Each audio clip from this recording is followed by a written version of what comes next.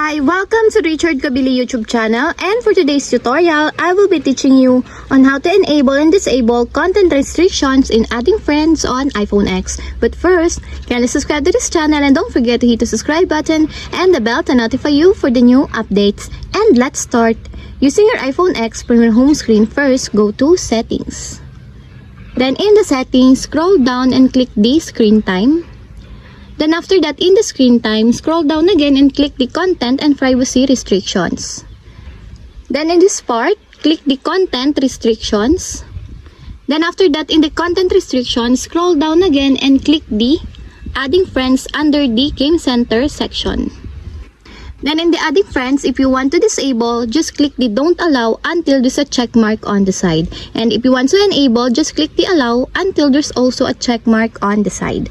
And that's it. We have successfully enabled and disabled content restrictions in adding friends on iPhone X. If you have a question, kindly comment down below and don't forget to hit the subscribe button and the bell to notify you for the new updates. And thank you for watching!